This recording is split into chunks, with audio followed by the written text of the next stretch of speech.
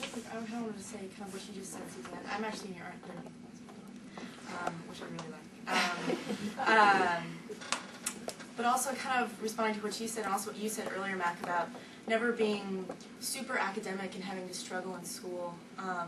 I kind of identify with that. I was always kind of on the verge of being somewhat intellectual, somewhat academic, but really I kind of fall just short. And I love to learn, but I think what person-centered learning has done for me is it has really taught me how to, and this is going to sound cheesy, but like learn with my heart, just because I feel like it opens all of us up and it encourages connection among people, and I feel like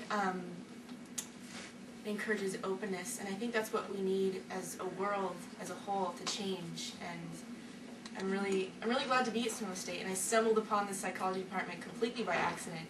I came here to be a nurse, and I didn't even know anything about humanistic psychology, and I really could not have ended up in a better place. So for me, I feel like this is a place where we can foster change and encourage growth in people and between people, and we can hopefully kind of take that out into the world and spread it, and we definitely need to spread it right now. So just kind of, I'm just floored by person-centered learning, psychology, anything. So I can't speak about it, highly enough. So that's sort of my 2 cents on the subject. Actually, I never why I like person-centered. All kind of touched on it a little bit, but my big thing is it allows me to take everything that I've been learning and kind of do things with it that I want to do. Like experimenting. Hey, how does this add up? What happens if I apply it over here in this way? And it allows me to continue being curious and to take that to different levels that sometimes my instructors hadn't even predicted I could do. And I think it's amazing. It's very inspiring.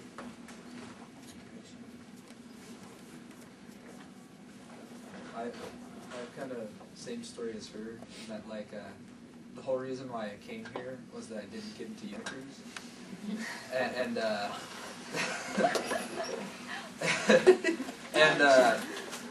I think for, like it started off as I don't know what I'm going to do. I started leaning towards environmental studies as a major, and I really didn't have much direction. And I had always enjoyed psychology, but I had never really thought of psychology as like a major, because there's just something about psychology that just didn't quite feel right. Something like the way it's taught just didn't seem like the way I like it.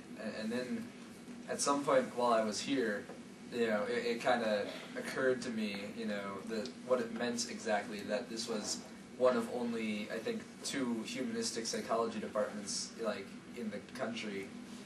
And then, the realization came that, oh, this humanistic psychology, that's the type of psychology that I wish the other psychology was, and that, I think, goes hand in hand, with person-centered learning, just because there's so much focus on the people involved more than, the words in the textbook, and it's just that focus and just that way of thinking is just, what psychology is to me, I suppose, and what learning is to me, and I don't know, it's just ever since I started, learning along the track of the human-centered learning and that sort of thing, it just, I don't know, I've been looking at education in like a different way since then, I guess.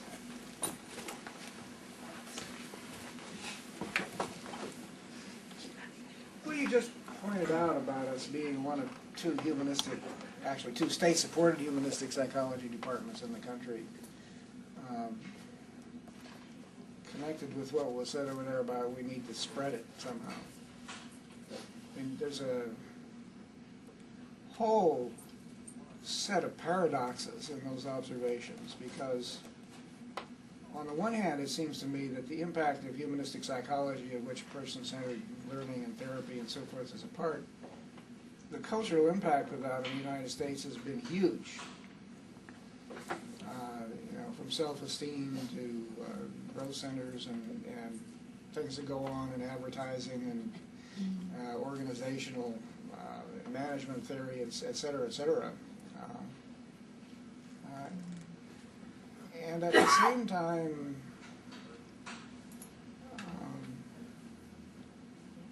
it seems to me like it's kind of been assimilated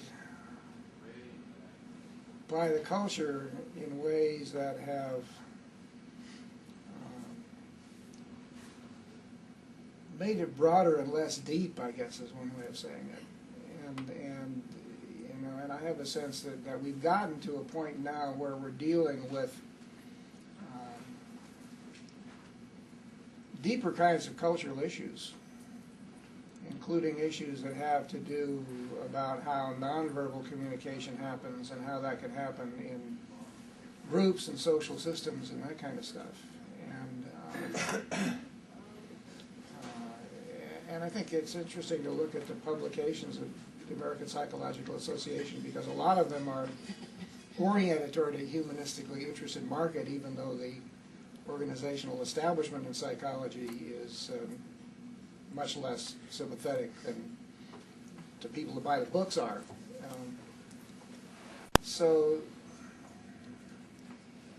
it feels to me like we've gotten at a kind of a different level of tension about the relationship between academics and cultural being, if that makes any sense. You know, it's a deeper level of engagement that we're involved in at this point than was the case in the 60s and 70s, when, you know, in some ways society was really hungry for what people like Maslow and Rogers had to offer. That hunger has been slaked, and what is coming after is at a different level of seriousness and engagement and concern, and you know, and it's intriguing to me about where we stand in relation to all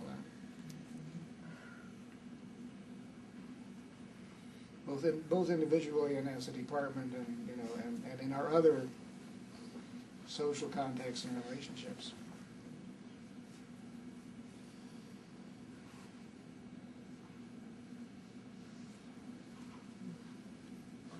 I have a real sense, at least for myself,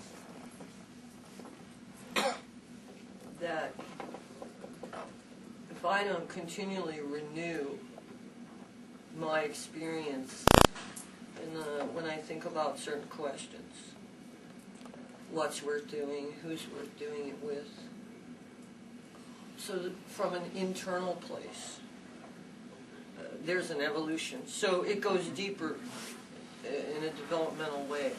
But it also reflects, I think, in the culture. And then I see what goes on, or at least I think I see what goes on in our department, what goes on in the university here is reflective of a larger kind of cultural tendency.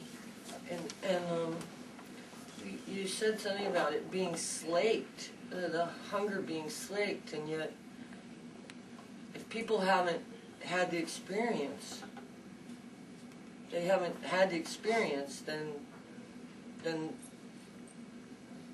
they can't, their hunger can't be slaked. So I think there's an ongoing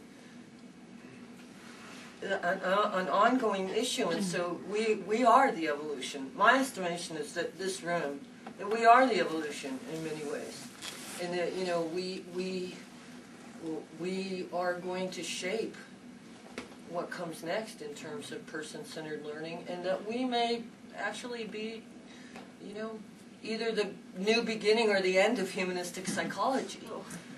You know, I mean, so I think we've got some choices to make about, you know, where we go next. You know? I certainly am on board to keep searching and evolving. Stay curious and open.